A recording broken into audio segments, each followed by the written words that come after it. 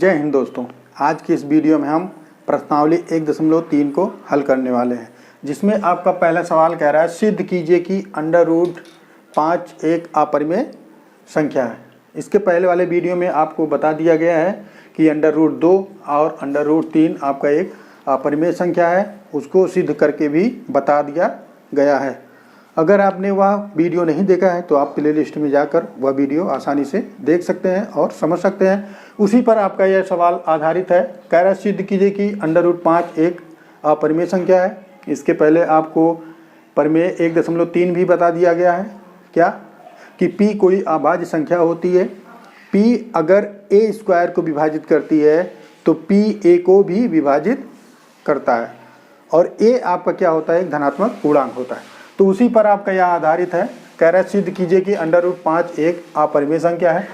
तो √5 सबसे पहले हम मानते हैं, माना √5 एक परिमेय संख्या है। क्या है? परिमेय संख्या है। पहला नियम, सबसे पहले हम क्या करते हैं, मान लेते हैं कि √5 आपका एक परिमेय संख्या है। परिमेय संख्या किसे कहते हैं? जिसे हम p/q के रूप में लिखते हैं, और q बराबर नहीं होता है किसके? 0 के। और p और q सह अभाज्य संख्या होते हैं, सह अभाज्य है। p और q सह अभाज्य है। सह अभाज्य का मतलब क्या होता है? वे संख्याएं जिनका मासा यानी कि HCF क्या होता है? 1 होता है। जैसे 3 और 4 आपस में संख्याएं क्या हैं? सह अभाज्य हैं। इसको हम 3/4 भी लिख सकते हैं। 3/4 भी आपका सह अभाज्य है। तो पहला स्टेप हम क्या करते हैं, मान लेते हैं कि कोई एक √5 एक परिमेय संख्या है। तो परिमेय संख्या है तो जाहिर सी बात है, √5 जब परिमेय संख्या है तो p/q के रूप में होगा, यानी कि बराबर होगा। अब हम क्या करते हैं, √5 बराबर p/q है तो तिर्यक गुणा कर लेते हैं। क्या करते हैं? तिर्यक गुणा कर लेते हैं। इसको चाहे तो /1 कर सकते हो, लेकिन ऐसा हम अभी नहीं करेंगे। तो √5 का गुणा q में करेंगे तो हो जाएगा q√5 बराबर p। ठीक है, इतना आगे समझे ना। q का गुणा √5 में करेंगे तो q√5 बराबर आपका क्या बचा? p बचा। अब दोनों पक्षों का हम क्या करते हैं, दोनों पक्षों का वर्ग करने पर क्या करते हैं? वर्ग करने पर। ठीक है, जब दोनों पक्षों का वर्ग करेंगे, q√5 का वर्ग बराबर p का वर्ग, ये हो जाएगा 5q का वर्ग। कैसे? q√5 गुणे q√5। √5 का गुणा अगर हम √5 में करेंगे तो वह हमको क्या मिलता है? 5 मिलता है। और q का गुणा अगर हम q में करेंगे तो हमको क्या मिलता है? q² मिलता है। और 5 का गुणा अगर हम q² में करेंगे तो हमको 5q² मिलेगा। यानी कि q√5 का वर्ग बराबर होगा आपका 5q का वर्ग के बराबर। हम क्या कर सकते हैं? p का वर्ग। अब देखिए, परिमेय 1.3 कहता है कि 5 विभाजित करता है p² को। 5 विभाजित करता है p² को। लिख सकते हो 5 विभाजित करता है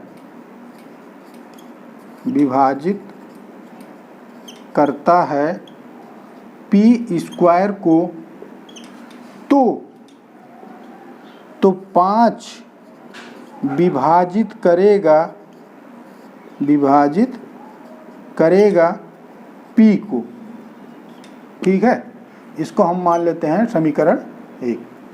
ठीक है, 5 विभाजित करता है p² को, तो 5 विभाजित करेगा p को।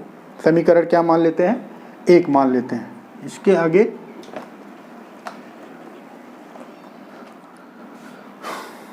आशा है यहाँ तक तो आप लोग को समझ में आ गया होगा। अब इसके आगे बात कर रहे हैं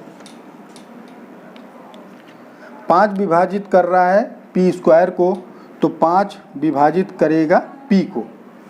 तो हम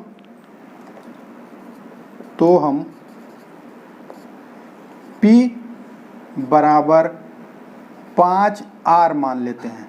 ठीक है, P बराबर 5R मान लेते हैं। ठीक है, अब P का मान, किसका मान? P का मान। P का मान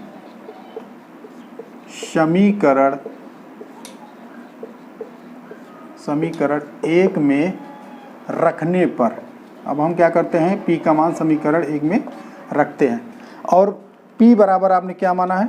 5R माना है।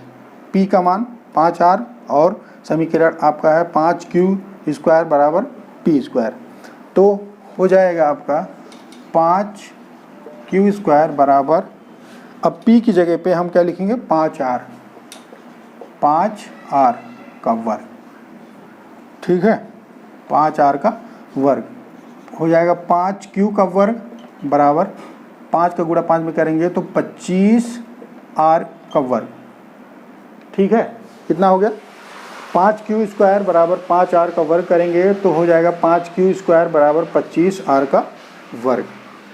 अब 5 से हम क्या करेंगे? 25R² में भाग करेंगे।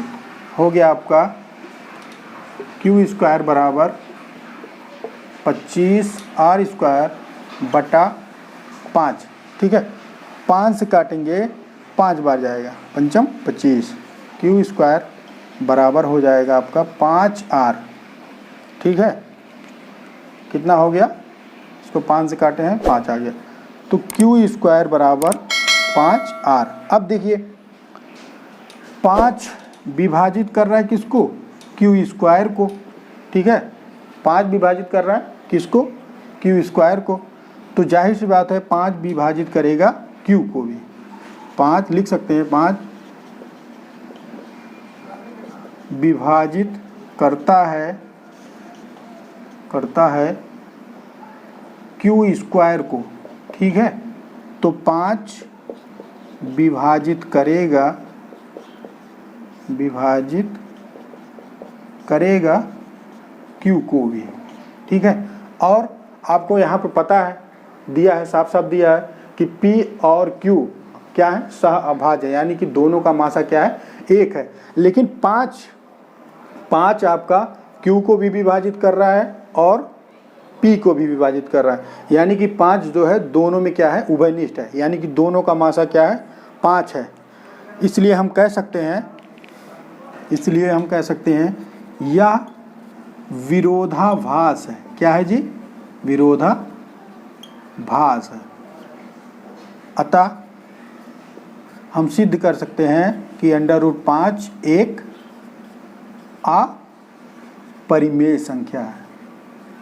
अपरिमेय संख्या है। ठीक है, तो ये जो है आपका आधारित है किस पे? प्रमेय 1.3 पर, जो कि कहता है P एक अभाज्य संख्या है। P विभाजित करता है A² को, तो P विभाजित करेगा A को भी। ठीक है, और A जो कि आपका क्या है? धनात्मक पूर्णांक है।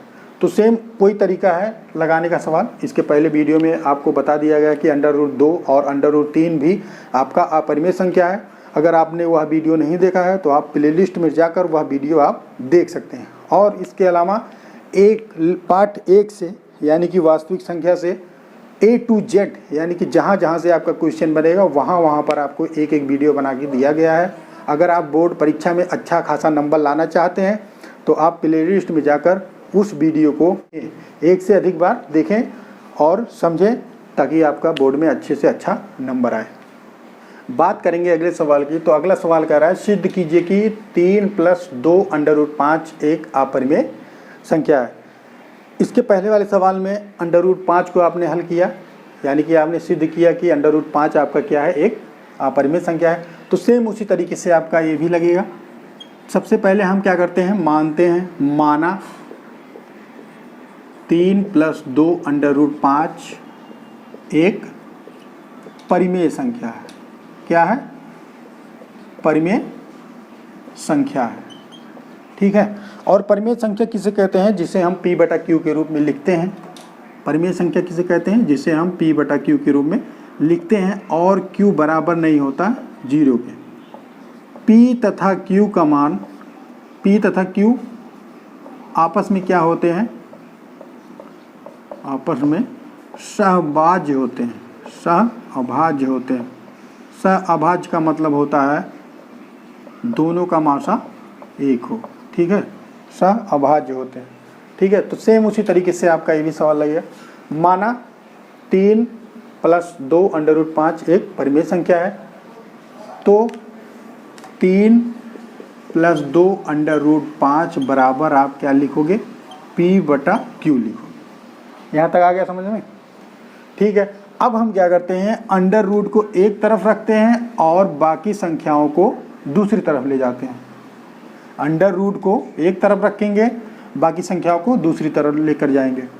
तो सीधा सीधा समझ लो 3, अब 3 को हम यहाँ पे लेके जाएंगे। देखिए 2 पक्ष है आपका, एक तो दाहिना पक्ष है और एक बायां पक्ष है। 3 के आगे प्लस है, जब दाहिने तरफ लेके जाएंगे, दाहिने पक्ष की तरफ लेके जाएंगे तो चिन्ह आपका क्या होगा, बदल जाएगा, यानी कि माइनस हो जाएगा।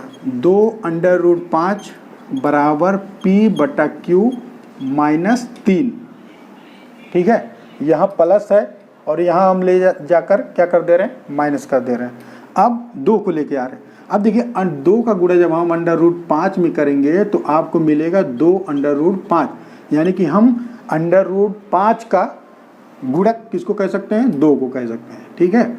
अब 2 इधर जाएगा तो हो जाएगा √5 बराबर p बटा q -3 पूरे का बटा 2, ठीक है।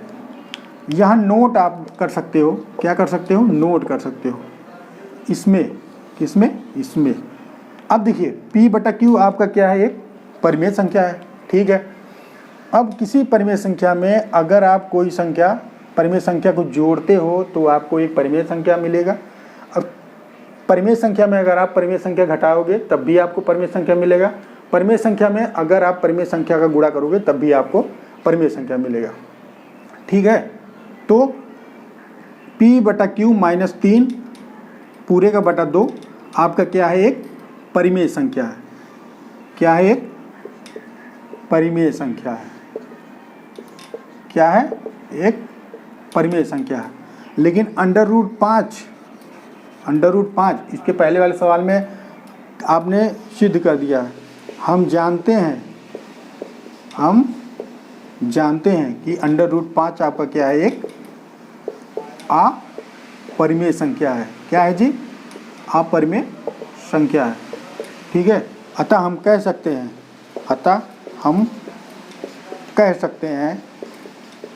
क्या कह सकते हैं, अतः हम कह सकते हैं कि √5 एक अपरिमेय संख्या है।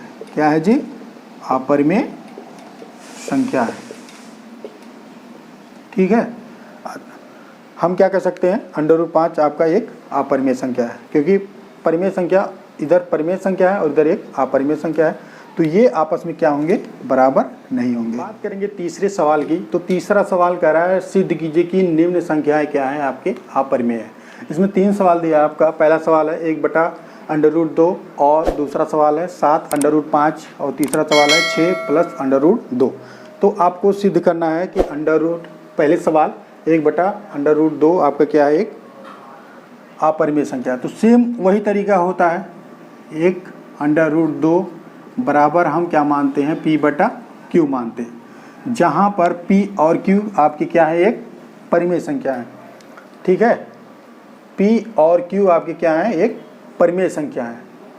क्या है, और p और q का ये CF क्या होता है, 1 होता है, और q बराबर नहीं होता है किसके, 0 के। अब 1 बटा √2 है, तो जाहिर सी बात है अब हम क्या करेंगे, इसका व्युत्क्रम कर देंगे, यानी कि इसको पलट देंगे। तो हो जाएगा √2 बराबर q बटा p।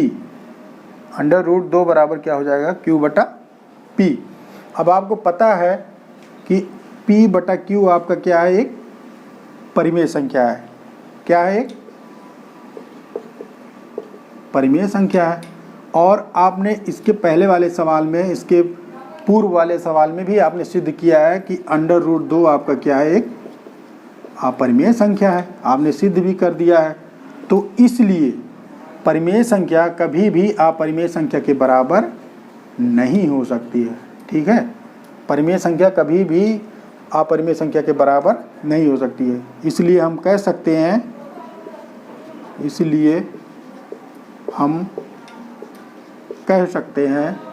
कह सकते हैं कि 1/√2 एक अपरिमेय संख्या है। ठीक है, अपरिमेय संख्या है।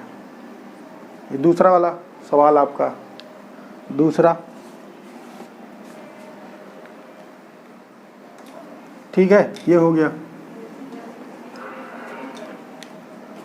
अब दूसरे वाले सवाल की बात करेंगे। तो दूसरा सवाल कह रहा है कि दूसरा वाला सवाल कह रहा है कि 7√5 आपका अपरिमेय संख्या है, सिद्ध करना है।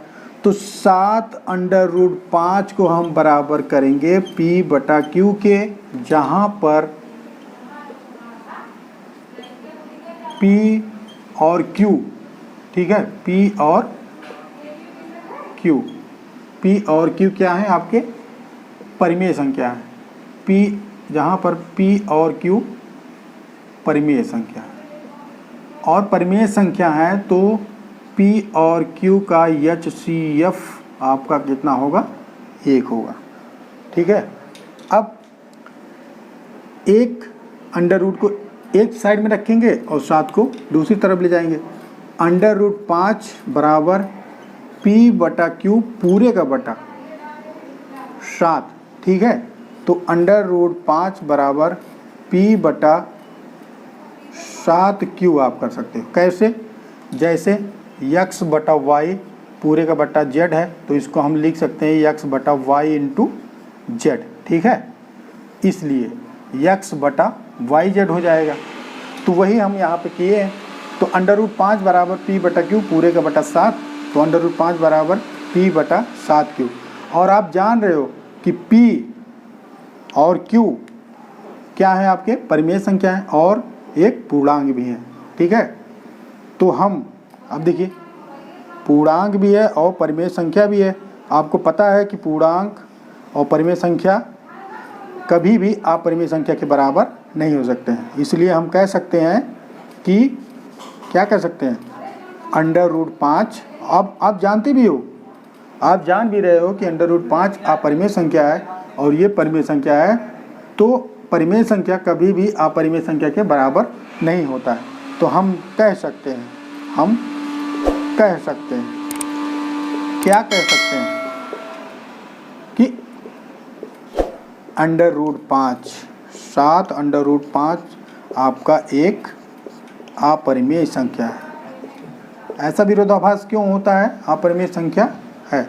ठीक है, ऐसा विरोधाभास क्यों होता है, क्योंकि हम मान लेते हैं क्या कि 7√5 आपका क्या है, एक परिमेय संख्या है। इसलिए यह विरोधाभास आता है और फिर हम कह सकते हैं कि यह एक अपरिमेय संख्या है। उसी तरीके से आपका तीसरा वाला भी सवाल लगेगा।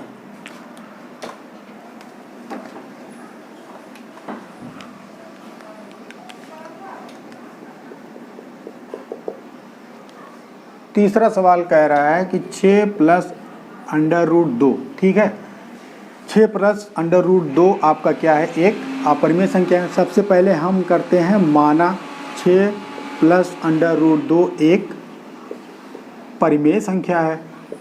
क्या है, परिमेय संख्या है। जब आप परिमेय संख्या मानते हो तो परिमेय संख्या किसे कहते हैं, जिसे हम P/Q के रूप में लिखते हैं और Q बराबर नहीं होता है 0 के। P तथा Q का HCF क्या होता है, 1 होता है। ठीक है, क्या होता है, 1 होता है। तो हम क्या करेंगे, 6 + अंडर रूट 2 बराबर P/Q लिखेंगे। P/Q लिखेंगे। अब अंडर रूट 2 आपका एक साइड में हो जाएगा और P/Q माइनस, यहाँ प्लस है इधर माइनस हो गया, कितना हो गया, 6 हो गया। और आपको बताया गया है किसी भी परिमेय संख्या में अगर हम परिमेय संख्या को घटाते हैं तो हमको परिमेय संख्या प्राप्त होता है, और किसी परिमेय संख्या में परिमेय संख्या अगर जोड़ते हैं तो हमको परिमेय संख्या प्राप्त होता है। परिमेय संख्या में किसी परिमेय संख्या से गुणा करते हैं तो भी हमको परिमेय संख्या प्राप्त होता है।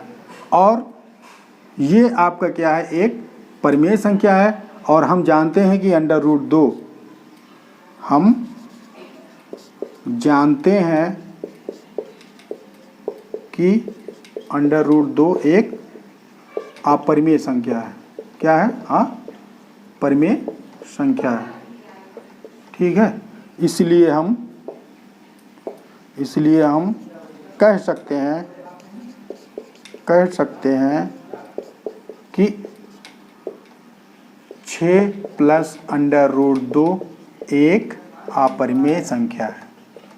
ठीक है, क्या है, एक अपरिमेय संख्या है। क्यों? क्योंकि परिमेय संख्या कभी भी अपरिमेय संख्या के बराबर नहीं हो सकती है। ठीक है, तो मिलते हैं अगली वीडियो में एक नई ऊर्जा के साथ। तब तक के लिए हंसते रहिए, मुस्कुराते रहिए और मेहनत से पढ़ते रहिए।